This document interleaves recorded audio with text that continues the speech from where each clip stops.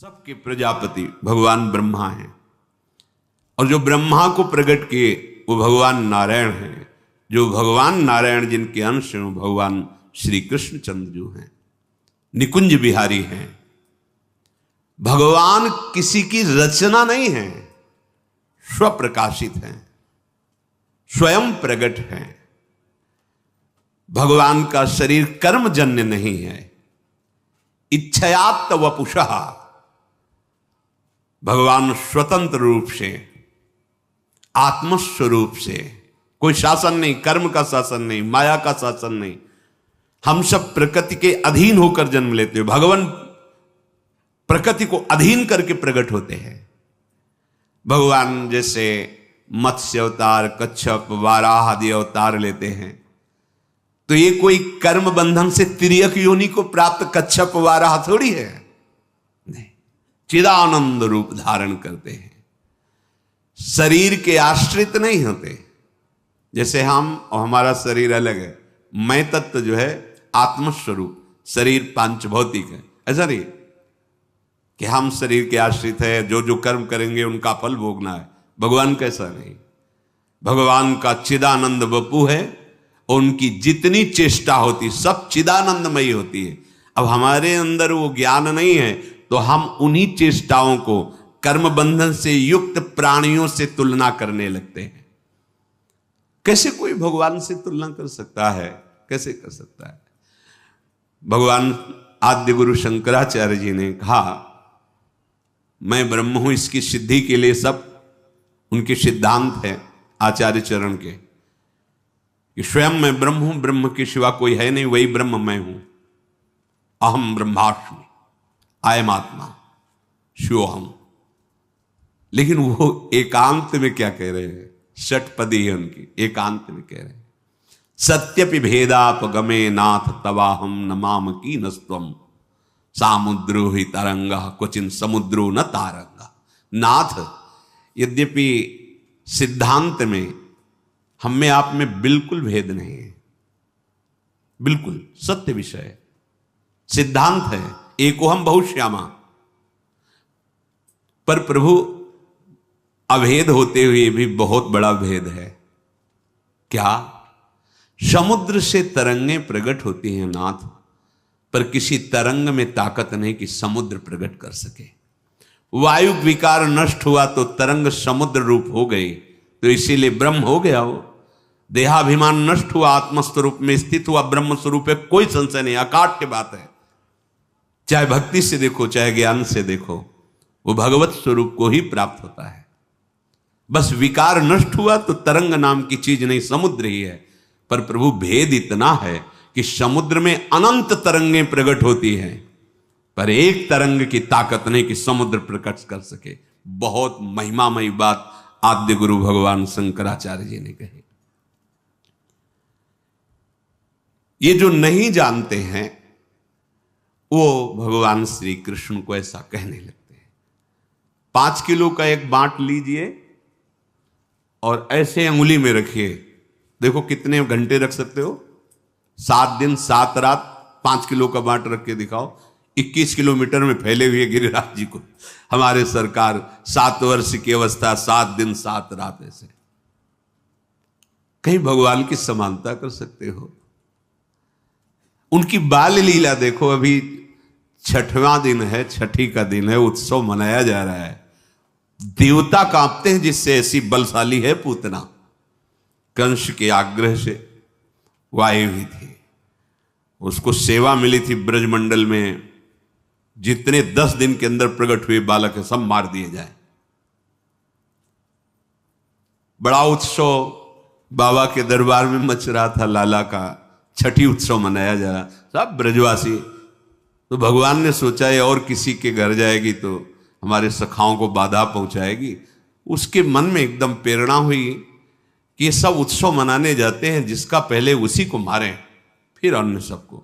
सीधे वाह जी, इतना सुंदर रूप रखा कि मैया यशोदा और रोहिणी मैया ने तो समझा कि साक्षात लक्ष्मी जी पधारी है अपने प्रीतम के दर्शन करने के लिए। साविस्तम, ऐसा सुंदर रूप नूपुरों की झनकार करती हुई अंदर प्रवेश कर रही, किसी की हिम्मत नहीं कि पूछ ले तुम कौन हो, कहां से आए हो। सब रास्ता देते चली जा रही। शायद अगर पूछती, रोकती तो कुछ राक्षसी पना दिखाती, पर अवसर ही नहीं मिला। सामने देखा पालने में अनंत ब्रह्मांडों का पालन करने वाला छोटे छोटे चरणारविंद से खेल रहे, उठा लिया, अपने स्तन का पान करा। छठी का दिन है, ऐसी महाबली पूतना, महान सामर्थ्य, देवता कांपते हैं। 6 कोस में उसका शरीर गिरा था, 6 कोस। ब्रजवासी जैसे कोई बड़ा पेड़ नहीं, जैसे कई ब्रजवासी लग करके ऐसे कुल्हाड़ से काट काट के उसके शरीर, और दिव्य सुगंध निकल रही, क्योंकि भगवान का स्पर्श हुआ, भगवान ने स्तन, और उसको जो मैया यशोदा को गति, वो उसको गति। कर सकते हो? कैसे तुम तुलना कर सकते हो? कोई 1000-2000 गोपी नहीं है, यूथ की यूथ गोपियां हैं, और सबके पार्श्व में श्री कृष्ण है, सबके गलबहियां दिए हुए श्री कृष्ण हैं। अगर कहा जाए तो गणना ही नहीं कर सकते कितनी गोपीजन, यूथ की यूथ गोपियां हैं। वेद की ऋचाएं, दंडकारण्य के महर्षि, मिथिला की कितनी कितनी गोपिकाओं के विभाग का शास्त्रों में वर्णन। और जब रास हो रहा है तो हर गोपी के पास श्री कृष्ण है, मनुष्य है। हर गोपी की बाहु में अनंत ब्रह्मांडों के स्वामी श्री कृष्ण है। सबको अनुभव हो रहा है, मेरे पार्श्व में मेरे प्रीतम विराजमान, अनुभव है साथ। कहां कितना उनकी लीलाओं को धैर्य से सुनो, तुम्हारी बुद्धि पवित्र होगी तो समझ में आने लगेगा। प्रकृतिम स्वामधिष्ठाय संभवामि, भगवान प्रकृति को अधीन करके प्रकट होते हैं। हम सब प्रकृति के अधीन होकर पैदा होते हैं। सामान्य प्राणी प्रकृति के परवश होकर जन्म लेता है, प्रकृति के आश्रित होकर कर्म करता है। भगवान परम स्वतंत्र हैं, वो प्रकृति की अध्यक्षता में प्रकट होते हैं। मूढ़ लोग प्रभु के अवतार के रहस्य को न जानकर, प्रभु को मनुष्य शरीर मानकर धारणा क्या बनी हुई है, क्या बनी हुई? क्या तुम स्त्री शरीर के समीप रहकर काम विजयी हो सकते हो? तुम्हारे अंदर यह भावना रहेगी कि ये स्त्री मैं पुरुष हूं, क्या इस भावना से रहित हो सकते हो? और जो महापुरुष हो गए हैं उनकी मैं 7 दिन 7 रात्रि तक 9 युवतियों द्वारा परमहंस श्री सुखदेव जी जनक जी के महल में सेवित हो रहे, हर समय दिगंबर रहते थे सुखदेव जी। क्या हुआ? रोज सूचना पहुंचती थी, बोले जैसे आए थे वैसे ही है। अरे जिनका नाम लेकर, जिनके चरणों का ध्यान करके ऐसी परमहंस स्थिति होती है। ठाकुर हरिदास जी के बाद 3 दिन वैश्या, क्या हुआ? अरे जिनका नाम लेकर भक्तों की ऐसी स्थिति होती है, उन भगवान में कहीं काम भाव होगा? उन भगवान में कहीं किसी शरीरों के श्रृंगार या स्पर्श से सुख होगा? सुख सिंधु को किसी सुख की जरूरत है? अच्छा, उनके सिवा और है कौन? गोपी नाम च तत्पति नाम सर्वेशामेव च, जो गोपियों के पतियों के, जो चराचर जगत की आत्मा है, वही बने हुए, वो अपने आप में खेल रहे हैं। पर वो अपने आप से अपने आप में खेलना वो बिना भजन के नहीं जान सकते, वो कोई काम चेष्टा नहीं है। पर ये मूढ़ मानुषी तनुमाश्रितम, वो समझते हैं कि भगवान मेरे जैसा ही शरीर धारण करके मैं जिस काम आदि के अधीन होकर चेष्टा करता हूं, ऐसे भगवान की अधीन।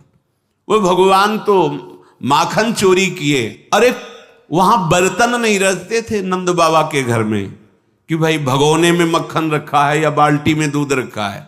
10 लाख गौएं तो कहां कुंड बने हुए थे। कुंड, ये दूध का कुंड, ये दही का कुंड, ये माखन का कुंड, घी का कुंड, बाबा के यहां कुंड थे। लाला अगर दिन भर स्नान करता रहे तो भी लाला माखन नहीं पा रहा जाके। उन महर्षियों ने जो तप किया और गोपी स्वरूप से आए, उनका भाव पाने के लिए, उनको सुख देने के लिए, जैसी गोपी भावना करती है, लालजू महाराज उस चेष्टा को अपना भजन मानते हैं, वो अपनी सुख का अनुभव करते हैं और उसी चेष्टा से जाकर उसको सुख प्रदान। काश ऐसा होता, लाला ऐसे करता, ऐसा करता, वैसे ठाकुर ये यथा माम प्रपद्यन्ते तास तथैव भजाम्य हम। ये जो मूढ़ पुरुष हैं, ये नहीं जानते कि अनंत ब्रह्मांडों के उत्पन्न, पालन और लीन करने की सत्ता इन्हीं से स्फूर्ति होती है। वो अवहेलना करते हैं प्रभु की। नहीं सुनना चाहिए ऐसे लोगों की बातें, नहीं मानना चाहिए। अगर ऐसे लोगों के पास बैठोगे, ऐसी बातें सुनोगे तो भगवत विमुख हो जाओगे। जो हम सुनते हैं, देखते हैं, बोलते हैं, वही मनन होता, जो मनन होता वही हमारी स्थिति होती है। ये उत्पत्ति विनाशशील पदार्थों को सत्य मान करके उनका संग्रह करना और भोगना, यही इनका उद्देश्य रह जाता है। वो ये नहीं जान पाते। जन्म कर्म च मे दिव्य मेवं यो वेत्ति तत्वतः त्यक्त्वा देहं पुनर्जन्म नैति मामेति सोऽर्जुन। भगवान कह रहे हैं, बड़ी कृपा करके भगवान अवतार लेते हैं। ये दुष्टों को मारना भगवान के लिए कोई बात नहीं।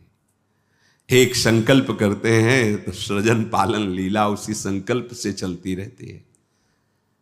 अनंत ब्रह्मांडों का सृजन निमेष में उनके लिए, बोले कंस को मारने के लिए भगवान का अवतार हुआ, रावण को मारने के लिए भगवान, जिनकी एक इच्छा मात्र, एको हम बहुश्यामा। कैसे कैसे ये केवल अनुग्रहाय भूतानां मानुषम देहिमास्थिता भजते तादृशी क्रीडा या श्रुत्वा तत्परो भवेत। भगवान कृपा करके अवतार लिए हैं। जो उनके प्रेमी जन हैं उनको सुख प्रदान करने के लिए, जो भूले हुए जन हैं उनको ऐसी लीला जिसका गायन करके, श्रवण करके परम पवित्र हृदय होकर उनकी प्राप्ति कर ले। भगवान की लीला गायन श्रवण से जैसी पवित्रता प्राप्त होती, ऐसे और किसी साधन से नहीं। कि रत्नावती जी ने केवल भगवान की महिमा सुनी, लीला सुनी, महान भागवत भक्त भूप कहकर उनको नाभाजी ने संबोधन किया। मथुरा की ब्राह्मण पत्नियां केवल भगवत चर्चा सुनी, उसके प्रभाव से भगवत साक्षात्कार हुआ। भगवान कृपा करके अवतरित होते हैं, ऐसी लीलाएं करते हैं जिनको हम गा करके, सुन करके, चिंतन करके भगवान की प्राप्ति करते हैं। इसलिए भगवान कह रहे हैं, जन्म कर्म च मे दिव्य। भगवान के जन्म कर्म दिव्य हैं, हमारे पार्थिव हैं। भगवान जन्म मृत्यु से सर्वथा अतीत है। वैसे जो भगवान के स्वरूप का वर्णन है, भगवान ही कह रहे हैं, अजोपि सन्न्यव्ययात्मा भूतानामीश्वरोऽपि सन् प्रकृतिं स्वामधिष्ठाय संभवाम्यात्म मायया। मैं अजन्मा हूं, मां के गर्भ में नहीं जाते भगवान। जैसे देवकी मैया या कौशल्या मैया अनुभव होता है, ना होने पर कितना नानात्व का अनुभव हो रहा है। अरे एक स्वप्न में देख लो, न कोई वस्तु होती है, न व्यक्ति होता है, न कोई प्रिय होता है, न कोई अप्रिय होता है, लेकिन सब कुछ होता है। इस जगत में एक प्रभु के सिवा कुछ नहीं है। लेकिन देख लो, सब दिखाई दे रहा है, क्या है? ये माया है। उसी भगवान की माया से ऐसा अनुभव होता है, मेरे गर्भ है। पर भगवान गर्भ से नहीं प्रकट होते, भगवान बाहर प्रकट जहां भी अवतार हुआ देख लीजिए आप। कंस कारागार में भगवान पहले अपने स्वरूप में प्रकट होते हैं, चतुर्भुज परमेश्वरशाली महामहिम, स्तवन करते हैं वसुदेव जी, देवकी जी। फिर कहते प्रभु आप इस स्वरूप में नहीं, आपने कहा था कि मैं आपको आपके वात्सल्य भाव का सुख देने वाला रूप धारण करूंगा। पर प्रभु जब आप वो रूप धारण करेंगे मुझे भय लग रहा है कि कहीं कंस कोई अमंगल ना कर दे। भगवान देखते देखते बालक बन गए। ऐसे ही चक्रवर्ती सम्राट महाराज दशरथ जी के महल में भी कौशल्या जी के सामने भगवान पहले अपने स्वरूप में प्रकट हुए, फिर माता पुनि बोली सोमति डोली तजहु ताते रूपा कीजय शिशु लीला अति प्रीशीला सुसुख परम मनुपा। तो सुनि बचन सुजाना रोदन ठाना होई बालक। ऐसा नहीं हुआ कि भगवान जैसे अपने गर्भ में रहते हैं 9 महीने फिर प्रकट होते, ऐसा नहीं। भगवान प्रकट होते हैं। माता ने स्तवन किया कि आप शिशु लीला का वरदान दिए थे कि आप हमारे ये सौभाग्य कि आप हमारे पुत्र हो, तो आप उसी रूप में आओ। सुनि बचन सुजाना रोदन ठाना वही बालक स्वरूपा। उसी समय भगवान बाल स्वरूप हो जाते हैं। यद्यपि भगवान करे अजोपि सन्य व्यय आत्मा, मैं अजन्मा हूं, अजह अजन्मा हूं, अव्यय आत्मा, मैं अविनाशी हूं, फिर भी अपने भक्तों के लिए, संपूर्ण प्राणियों के परम कल्याण के लिए मैं अपनी प्रकृति को अधीन करके प्रकट होता हूं, देह धारण करता हूं। जब तक हम भजन नहीं करेंगे तब तक भगवान की लीला, भगवान की महिमा को हम नहीं जान पाएंगे, क्योंकि हमारी इच्छाएं तो अभी भोगों में है। जहां इच्छा है वही ममत्व है, आसक्ति वही चिंतन है। कैसे जान पाएंगे? जब तक उनका चिंतन नहीं है तो कैसे जान पाओगे? संसार का चिंतन करने वाला हृदय कभी भगवदानंद का अनुभव नहीं कर सकता, और जो भगवदानंद का अनुभव करने वाला, अनन्य चिंतन करने वाला, उसकी दृष्टि में संसार होता ही नहीं है। वहां केवल प्रभु होते, केवल प्रभु, वासुदेवा सर्वम, केवल भगवान। ये ऐसा जैसे आपको दिखाई दे रहा है तो लगता है भावना करनी होती है, ये प्रारंभिक है ही नहीं कोई, केवल प्रभु ही। देखो गोपी जन करे जित देखूं तित श्याममयी, श्याम ही श्याम, जड़ चैतन्य कछु नहीं दिखत, जित दिखत तित श्याम खड़े। भगवान जब प्रकट होते हैं तो लीला ऐसे ही करते हैं कि कोई विवेकवान भक्तिवान ही भगवान को समझ पावे, नहीं तो जैसे सत्यराजित पधारे ना, तो सत्यभामा के साथ भगवान भी रो रहे थे, बड़ी विपत्ति आई, हमारे ससुर पधार गए, वैसा ऐसा। लीला ऐसी लीला करते हैं कि ये लगेगा कि भगवान है भला। हमें तुम्हें तो बात जाने दो, गरुड़ जी को नागपाश में बंद गए, मुझे छुड़ाना पड़ रहा है। इसीलिए इनकी शरण में रहकर इनसे प्रार्थना करता रहे कि कभी हमारे नेत्रों में आपकी माया का पर्दा न पड़ने पावे नाथ। भगवान की लीलाएं अलौकिक हैं। भगवान का चिदानंद धाम है, जहां अनादि अनंत, अनादिकाल से अनंत काल तक उनकी चिदानंदमयी लीला होती रहती है। उन्हीं भगवान को सर्वांतर्यामी रूप से निराकार भाव से उपासना की जाती है। जब अवतार लेते हैं तो सगुण साकार। इसीलिए हरिराम व्यास जी और बड़े बड़े महापुरुष कहते हैं निर्गुण सगुण ब्रह्म ते न्यारे, दोनों से विलग, क्योंकि इन्हीं से है वो हमारे बिहारी बिहारिंजू, जो नित्य वृंदावन चिदानंद धाम है। ये अपने महल में विराजते हैं बिहारी बिहारिंजू, और इन्हीं के अंश से सब ये लीलाएं होती रहती है। अब यहां से जब अवतार लेते हैं ब्रजमंडल में, तो यहां 2 अवतारों की लीला आती है। एक भगवान की ऐश्वर्य अवतार जो कंस कारागार से नंदालय में पधारते हैं, और एक निकुंज से जो अद्भुत रास विलास लीला करते हैं। अगर ये रास विलास लीला भगवान नारायण की होती तो ध्रुवदास जी ने वर्णन किया है, शिव श्रीपति यद्यपि ललचाही मन प्रवेश तिन उनको नाही, निगमागम की कौन चलावे महाविष्णु के मन नहीं आवे, या रस को तवही अधिकारी कृपा करें जब राधा प्यारी। अगर रसिकों की वाणी का आपको परिचय नहीं है तो आप केवल पुराणों से, सिद्धांतों से नहीं समझ पाएंगे, क्योंकि उसके आगे जिसे वेद कहता नेति नेति, उसके आगे रसिक जनों ने जो स्वाद लिया है, जो देखा है, वो यहां वेद रसकन की वाणी, श्री वृंदावन धाम इष्ट श्यामा महारानी, तब ये आंतरिक रहस्य समझ में आता है। गीता में भी भगवान जी ने कहा कि अनन्य भक्ति के द्वारा ही मैं संपूर्णतया जानने में आता हूं। कोई तप यज्ञ आदि के द्वारा मेरे संपूर्ण रूप को नहीं जान सकता। अनन्य भक्ति अर्थात प्रेम के द्वारा ही मैं पूर्ण जानने में आ जाता हूं। संपूर्ण प्राणियों के भगवान शासक हैं, ईश्वर हैं, पर वो अवतार लेते हैं, छोटे बनते हैं। जैसे अर्जुन जी के साथ हैं, पर वो जान पा रहे हैं कि ये महामहिम विराट यही हैं, नहीं जान पा रहे। भगवान वो दृष्टि प्रदान करते हैं अर्जुन जी को। ओ अर्जुन जी जो रूप देखते अब भगवान का तो कांप जाते हैं।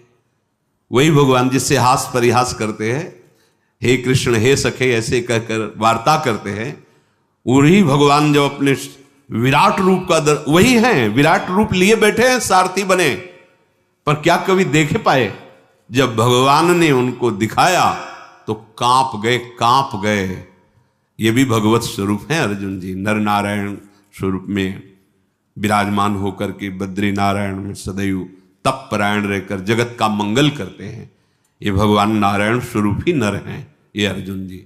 लेकिन भगवान के विराट रूप को देखा, आप पढ़ के देखो, कांप रहे हैं। तमादि देवा पुरुषा पुराणा तुमस्य विश्वस्य परम निधानम वेत्तास्य वेद्यम परमम च धाम त्वया ततम विश्वमनंत रूपम वायुर्मग्निर्वरुणा शशांका प्रजापतिस्त्वं प्रपिता महश्च। अर्जुन क्या देख पा रहे हैं भगवान के स्वरूप को। इससे भी लगे एक भूमा रूप का दर्शन कराया। कैसे कोई पार पा सकता? अगर ये जनावे तो जान ले, नहीं तो कोई पार ही नहीं पा सकता है। आप और आप स्वयं जाकर वहां प्रणाम करते हैं, भूमा पुरुष है, प्रणाम करो इनको, जो ब्राह्मण बालकों का अपहरण करके। ये भगवान अवतार के समय अपनी शक्ति को छोटे से छोटा करके, जितना जहां जैसी आवश्यकता है, वास्तव में यही भगवान की भगवत्ता है कि जो अनंत ब्रह्मांडों का शासक है वो अर्जुन के घोड़े हाँक रहा है। अर्जुन की आज्ञा, मेरा रथ है केशव ले चलो, दोनों सेनाओं के मध्य में खड़ा करो, भगवान को आज्ञा कर रहे। जैसा जैसा भाव भगवान पर किया जाता है वैसा ही अनुभव कराते हैं। सतोगुण रजोगुण तमोगुण, इन तीनों गुणों से अलग भगवान शुद्ध स्वरूप से प्रकट होते हैं। कोई रंग ही नहीं है जिससे, कल एक बच्ची पूछ रही थी, प्रिया जो कितनी गोरी हैं और श्याम सुंदर कितने काले हैं। गोरी प्रिया भी चकोरी की तरह जिन्हें देखती है, ऐसे श्याम सुंदर है। नंद के लाल हरियो मन मोर, कौन बोल रही? हमारी स्वामिनी जी, जिनके रूप का वर्णन करने के लिए उनकी सखियां कहती तेरो रूप कहत नहीं आवे। प्यारी जी कैसी कोटि कोटि रसना जो रोम रोम प्रति होए, प्यारी जू के रूप को न प्रमाण कहो जाए।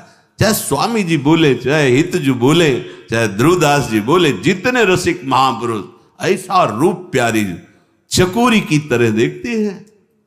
थे कहत चहत प्रीतम दिशि बदन चंद्र मनो त्रसित चकोरी। आप देखो ऐसे हैं काले श्याम सुंदर कि गोरी प्रियाजू के नेत्र चकोरी की भांति उनके रूप लावण्य मिले। ऐसे मत समझना कि श्याम सुंदर काले जैसे है, ऐसे नहीं है। मुनि मन मोहन, विश्व मन मोहन, मदन मन मोहन और सुमन मन मोहन। नंदालय में जो खंभे हैं वो मणिजटित हैं, तो लालजू की जो प्रतिबिंब जब तो माखन खाएगा, ऐसे वो कितना सुंदर रूप। और मैया देखकर आनंद ले, स्वमन मनमोहन, अपने रूप को देखकर लुभायमान हो जाते हैं और कहते हैं हमसे दोस्ती करोगे? वो रूप दिखाई दे रहा है, बहुत सुंदर, माखन खाओगे? नहीं खाओगे? अच्छा, प्रभु अनंत ज्ञान के समुद्र, अनंत रूप के समुद्र। और प्रियालाल का जो रंग है वो प्रकृति में है ही नहीं है। प्रकृति में सतोगुण रजोगुण तमोगुण से ही सब कुछ प्रकट हुआ है। और प्रभु का त्रिगुणातीत रूप है, सच्चिदानंद रूप है, तो स्याही ही सच्चिदानंद नहीं तो कैसे बना है? पर जितने रूप है सब उनके हैं, क्योंकि कहो सो कहां जहां प्रभु नहीं, पर होते हुए भी अभी वो नहीं, और वही ना होते हुए भी सब जगह है। बड़ी सुंदर पहेली है, सुलझा लो तो महापुरुष हो जाओगे। सबसे परे सब में भरे वही है, पर इतने सुंदर हैं कि तुलना में कुछ है ही नहीं। अनंत ब्रह्मांडों में है ही नहीं कि कैसे श्याम रंग की तुलना। बस ऐसे समझो जैसे द्वितीया का चंद्रमा प्रकट हो तो शाखा, चंद्र शाखा ने ऐसे, ओ देखो वृक्ष की डाल के एक हाथ ऊपर चंद्रमा दिखाई दे रहा है, ऐसे कि जैसे नवीन जलधर मेघ की कांति, जैसे केकी कंठाभ नीलम, पर नहीं है, उपमा नहीं। श्याम सुंदर की श्रीअंग कांति की तो बात जाने दो, उनका जो मोर पंख लगा हुआ है ना मुकुट में, मूर्छित हो जाओगे उसकी सुंदरता देख के। मोर है ही नहीं मोर पंख में ऐसा। दोनों अलग अलग करके दर्शन कराए जाते हैं जब उपासक आगे। चिदानंद में दिव्य कांति प्रकट हो रही मोर पंख में की, अरे उनके अंगों की तो बात जाने दो। भगवान शिव जब मुकुंद के चरणारविंद उनके ध्यान में आ जाते हैं ना, तो उन्मत्त होकर तांडव करने लगते हैं। आनंद सिंधु के चरण ब्रह्मानंद में छके हुए मधुसूदन सरस्वती जी महाराज जब इनकी रूप कांति देखते हैं ना, तो कहते कृष्णात् परम किमपि तत्व माम न जाने। अरे होश उड़ जाए, ऐसे ठाकुर है, ऐसी श्याम कांति है जिसकी उपमा ही नहीं है। ऐसा लावण्य लालजू का, रसदात्री प्रियाजू का ऐसा सौंदर्य, ऐसा स्वरूप, यही सुख प्रदान करने के लिए दोनों युगल सरकार अपने अंश से वृषभानु भवन में और नंदालय में प्रकट हुए। तो जो भगवान के जन्म कर्म दिव्य हैं, ये पहले स्वीकार करो। स्वीकृति से ही आपकी अध्यात्म उन्नति होती है, ध्यान रखना।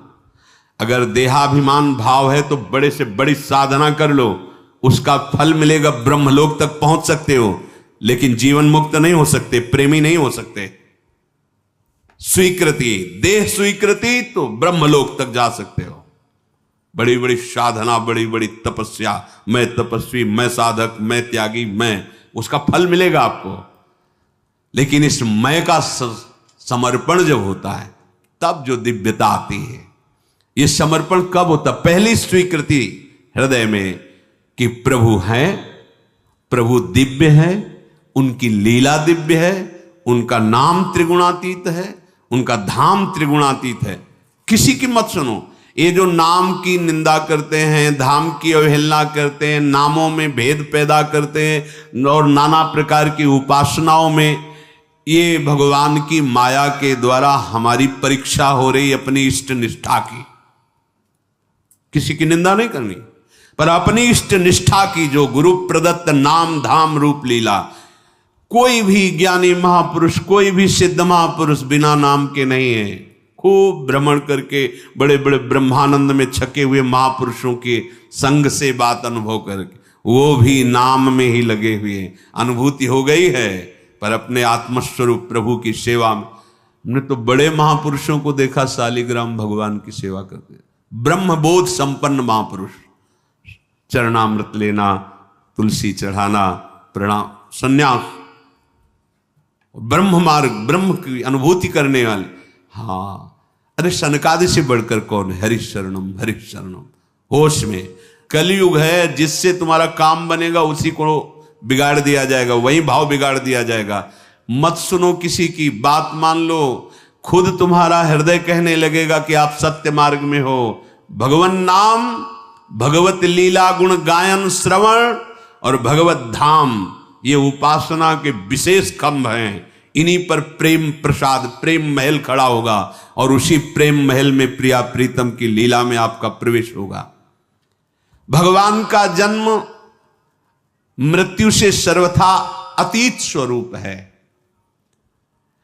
कहीं ऐसा थोड़ी हुआ कि भगवान पधारे तो फिर उनके श्री विग्रह को संस्कार किया गया, कहीं ऐसा? अगर ऐसा कहीं तो ठीक नहीं है, क्योंकि भगवान अवतरित होते हो अंतर ध्यान हो जाते हैं। भगवान श्री राम अपने परिकर सहित सरयू में अपने साकेत धाम पहुंच गए।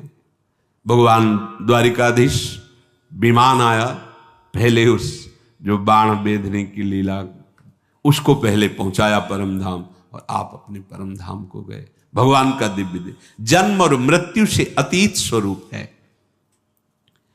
कृपा पूर्वक मात्र जीवों का हित करने के लिए स्वतंत्रता पूर्वक मनुष्य रूप या और रूप, वाराह, मत्स्य, कच्छप आदि, नरसिंह आदि, ये रूप धारण करके लीला करते हैं। उनका जन्म कर्मों के परवश नहीं होता, वे अपनी इच्छा से शरीर धारण करते हैं। भगवान का साकार विग्रह, इसमें ना हड्डी होती है, ना मांस होता है, ना त्वचा होती है, ना रक्त होता है, न ये संतानोत्पत्ति आदि के रूप, क्योंकि ये पाप पुण्य मिश्रित शरीरों में होते हैं। सोचो, काम इन शरीरों पर अधिकार करता है।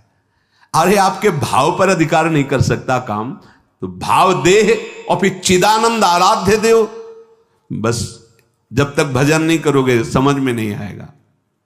लौकिक पांच भौतिक शरीर में ही रज और वीर्य होता है, उसी से ही संतानोत्पत्ति होती है।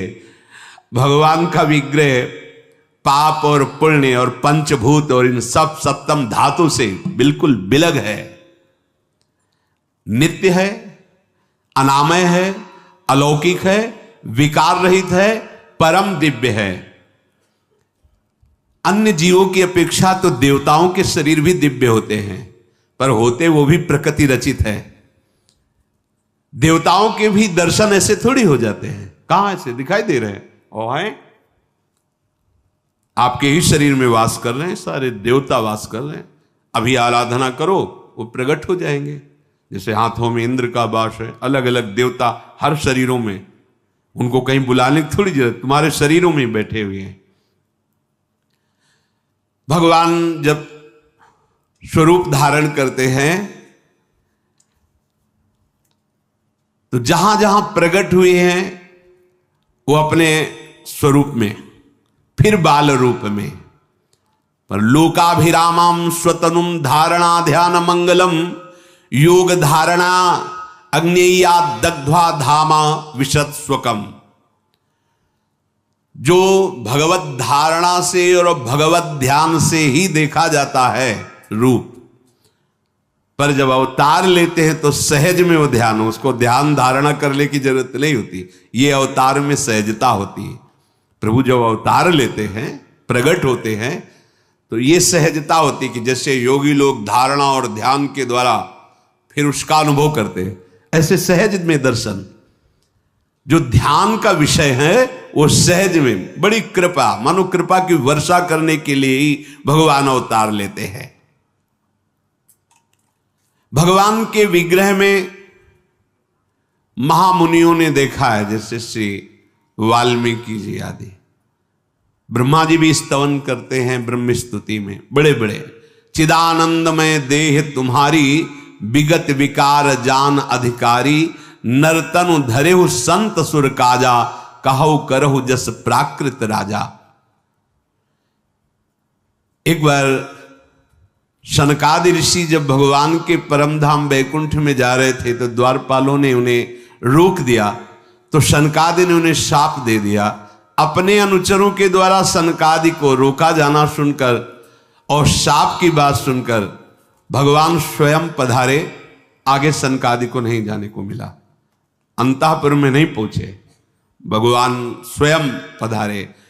उस समय जब भगवान के दर्शन कर रहे हैं शनकादि, तो शब्द स्पर्श रूप रस गंध को जीते हुए महापुरुष शनकादि, अर्थात कोई भी शब्द, कोई भी रूप, कोई भी रस, कोई भी गंध, ये शनकादि को प्रिय नहीं लग सकते। ये विजय प्राप्त किए हुए महापुरुष हैं, परास्त नहीं कर सकती। प्रियता या अप्रियता का कहीं प्रश्न ही नहीं इनके हृदय में। पर जे ही देखा भगवान के रूप को, जे भी भगवान के श्री अंग में जो माला है, तुलसी है, उसकी गंध घ्राणेन्द्रिय में गई, भगवान के जे ही शब्द सुने, भगवान की स्पर्श की वायु जे ही स्पर्श की, तो शब्द स्पर्श रूप रस गंध पर विजय प्राप्त किए हुए महापुरुष ये विकल हो गए, इनकी चित्त की दशा बदल गई। तो क्या है ये? भगवान का सौंदर्य, भगवान का रूप कोई ये पांच भौतिक या जागतिक नहीं है। शब्दादि विषय गंध आदि में इतनी सामर्थ्य नहीं कि सनकादि को खींच सके, लेकिन इनका मन आकृष्ट ही नहीं, विचलित हो गया, प्रेम विकलता खलबली पैदा हो गई। दिव्य गंध, दिव्य दर्शन, चिन्मय स्वरूप को देखकर सनकादि विकल हो रहे हैं, सनकादि जनक जी विकल हो रहे हैं। इन्हें विलोकत अति अनुरागा, बरबस ब्रह्म सुखै मन त्यागा। तो ये भगवान का अवतार, भगवान की लीला कथन श्रवण मनन करके हम इस माया पर विजय प्राप्त कर लें, इसलिए भगवान का अवतार हुआ है।